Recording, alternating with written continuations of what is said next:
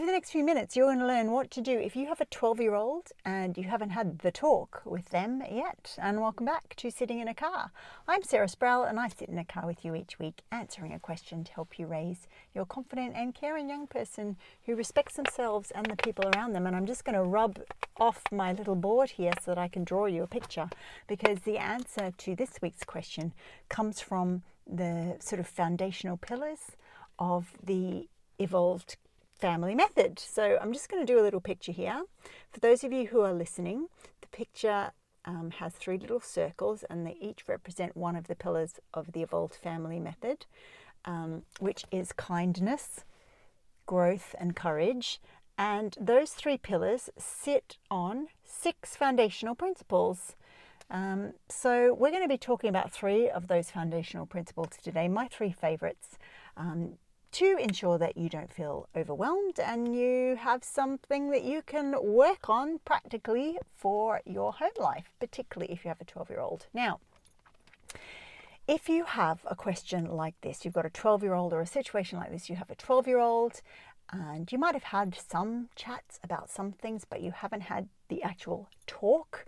I'm putting my air quotes up around that because that would be generally a euphemistic way to say haven't talked to them about intercourse. And I'm saying intercourse on purpose because most of the time when people think about sex and they're having the talk about sex, they're thinking about intercourse. So if you have this same issue at home, you may be doing the following things because of it. So firstly, you may be hoping for the best. I'm thinking, well, at some point this conversation will happen. Surely my child will ask me a question or something will come up on the TV, or maybe even school will do sexuality education and they'll hear it from school. So you might be thinking that. You may have a conversation with a parent that says, sure, look, we figured it out, didn't we? Well enough when we were growing up, so our kids will figure it out too. Or you may be really conscious about making sure this talk happens at exactly the right time, in exactly the right way. And so you are constantly on the lookout for ways to make this conversation the best it can be. And all those actions make absolute sense. Because at the end of the day, we can only do what we know. And not all of us have information that allows us to talk about sensitive things in a way that feels comfortable and natural for us and easy and okay and not embarrassing for our child. So we're doing the best we can because we're running on programming from the world in which we live and how we were raised. And so many of us have had experiences where conversations like this were awkward, unpleasant, disconnecting, sort of like left us with more questions than answers, and gave us the sense that maybe conversations about sensitive things, particularly around sexuality, were not the right thing to do because it is like a top secret part of being human and a top secret part of bodies. Now, these descriptions of what could be happening in your house are part of what will show you that there is the courageous yet tongue-tied parent effect happening. So, hoping for the best, looking for the perfect time, hearing people say, sure, we figured it out, our kid will figure it out too, are all indicators that the courageous tongue-tied parent effect is happening in your family. And I've learnt that this effect can create feelings inside us of guilt and shame. Maybe we feel stupid, that we're blaming ourselves for having a 12-year-old and never having sat down and had a conversation like that. We have no idea how to be compassionate towards ourselves and gentle and kind, and treat ourselves with respect around this part of parenting because it's super hard, right? And so those feelings around shame and guilt make absolute sense. A courageous tongue-tied parent wants to do the absolute best for their child. Remember that. So you want to do the absolute best for your child, and the skills and abilities and experiences you've had up to this point don't support that. So let's get into the 3 strategies and ideas that can address this situation you have at home. So you can go from being part of the courageous tongue-tied parenting effect over to knowing the steps to take to build and create an evolved, communicating, connected family. Step 1. What would you say to a friend who felt stupid? Not necessarily about anything to do with sensitive conversations, but just felt stupid over something that happened. Maybe they had a dinner party and the food was absolutely terrible and they just feel incredibly ashamed. What would you say to a friend like that? You know, most of us are really compassionate and kind to someone we care for so much that is in a shame spiral. And so have a think about capturing what you would say to a friend, because that is one of the ways we can access our kind, compassionate self when we're directing it to someone else. You might write a letter to a friend and say things to them to help them feel like they're not on their own, that everyone makes mistakes, all those sort of lovely, warming, affirming, connecting statements. So I'll give you some examples. If a friend was in trouble after a failed dinner party, I might say something like, you didn't know. You couldn't have known that the beef was going to cook that quick and come out so tough. Maybe something like, so many people have had failed dinner parties. I might tell a story about the time that I was invited over to someone's house for dinner, and thank goodness it was a very dear friend, and I agreed that I would bring dessert, and I chose to make something I hadn't made before, lemon meringue pie. The meringue was amazing, the pastry was passable, the lemon was like slop, and I didn't realize it till we cut it open and everything just went so you're not on your own. So these statements of connection that you can make to yourself can sound like, I didn't know that it was going to take this long to feel comfortable to have this conversation, or there are so many other parents in this same position, and I'm telling you, as a sex educator, there are so many other parents in this position. You are not on your own with this. Lots of parents get to a particular point in raising usually their eldest child before they realize, like, oh no, if I'd known what I know now 5 or 6 years ago, this would be so much easier. So you're not on your own.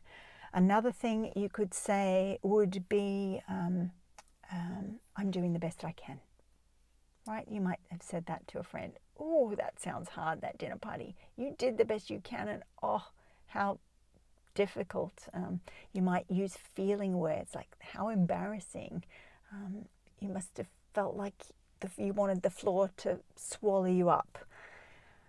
Descriptions of their emotion can really help calm that feeling down. So your feelings about not having had the talk, and you have a 12-year-old, could look like you wish you could start over, you feel like you've failed your child, you don't feel good enough. Anything would be preferable to people finding out about the fact that this hasn't happened yet. Okay?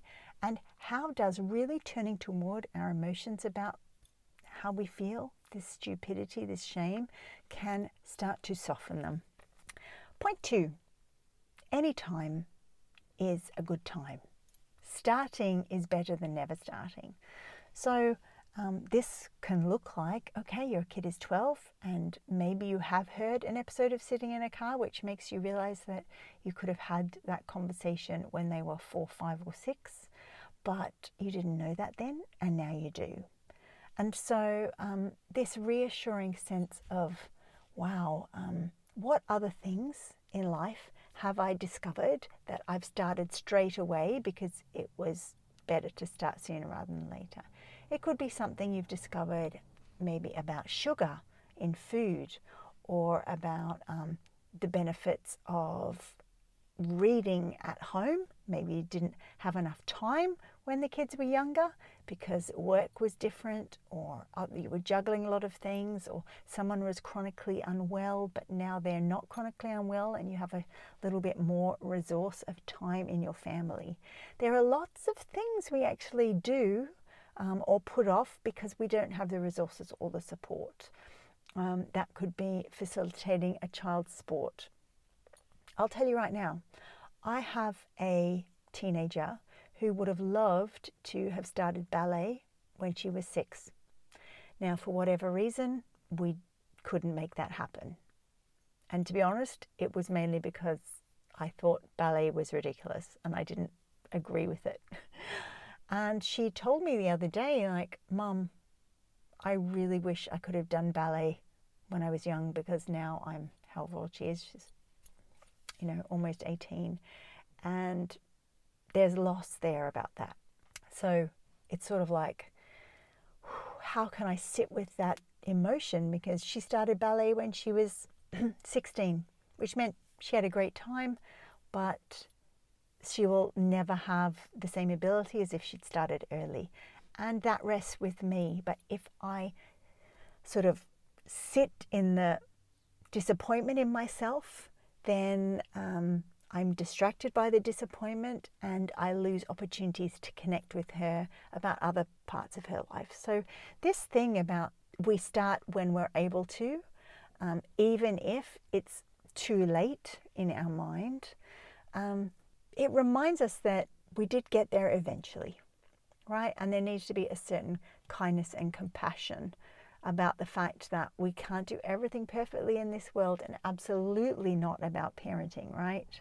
So I am so with you on that feeling of, oh, if only I'd known earlier, I could have done such a much better job.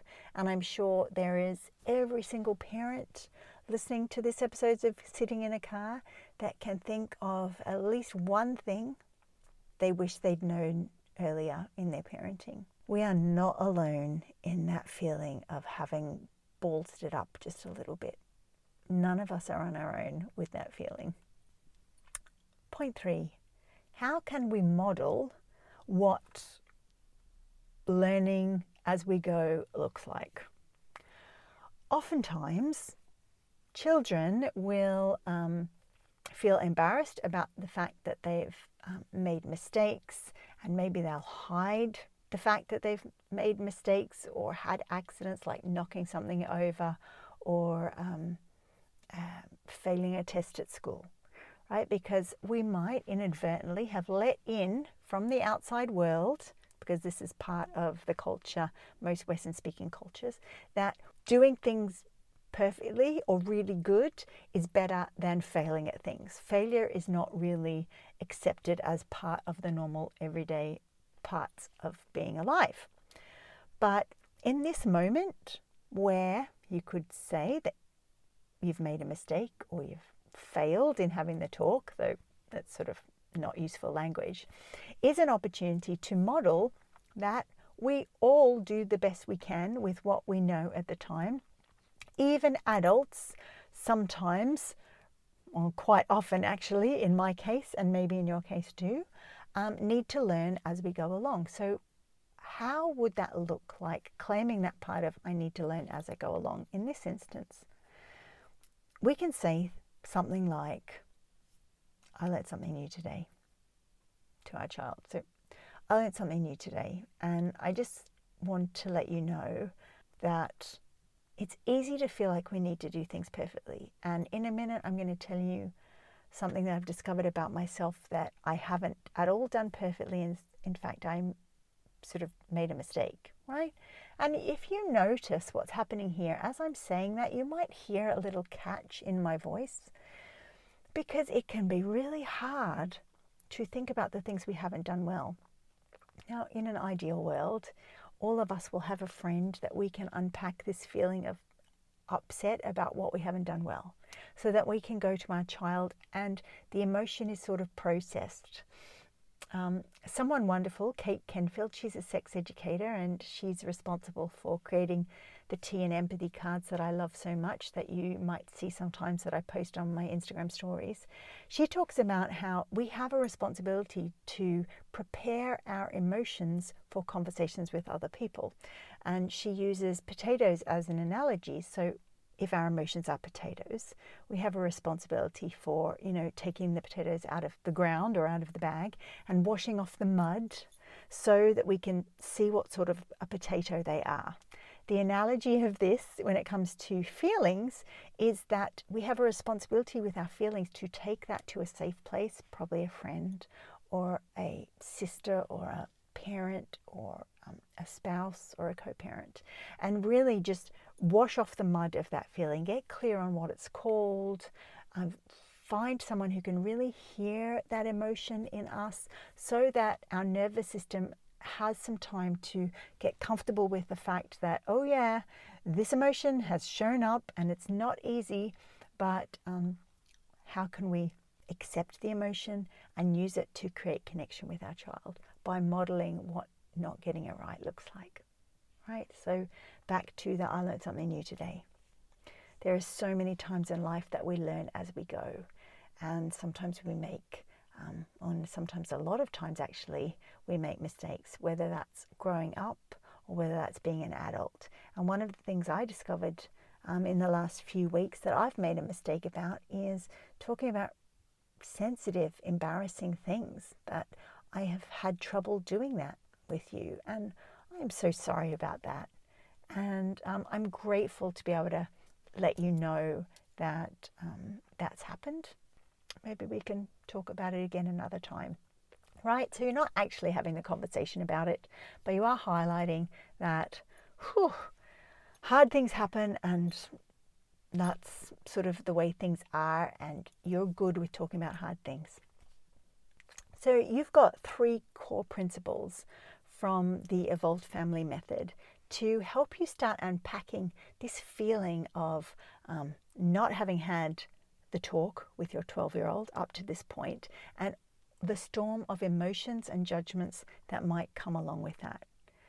It is unfair, though, to expect yourself to just finish this podcast episode and head off and have this conversation. There needs to be time and attention given to how it's impacted you, and how you can prepare your emotions, like Kate Kenfield says, prepare the potatoes, to be able to bring this experience into your parenting. And it needs a certain amount of support to build these muscles, develop these habits. So at the moment, the Evolve School, the doors to the Evolve School are open, and that does not happen very often. It's twice a year.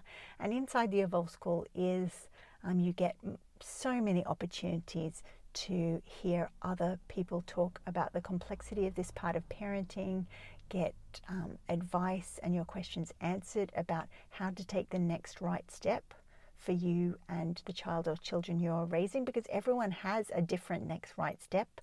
Our children are different from each other.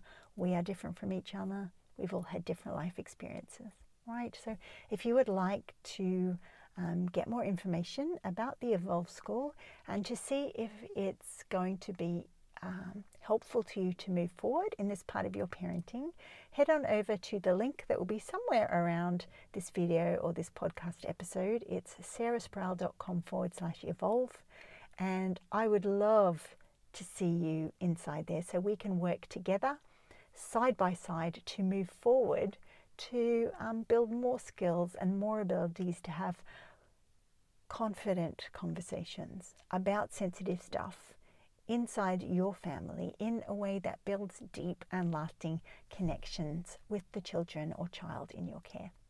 Bye for now.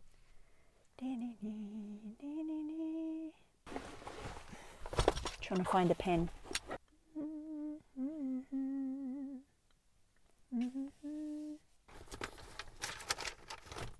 There it is. Oh, I found a pen.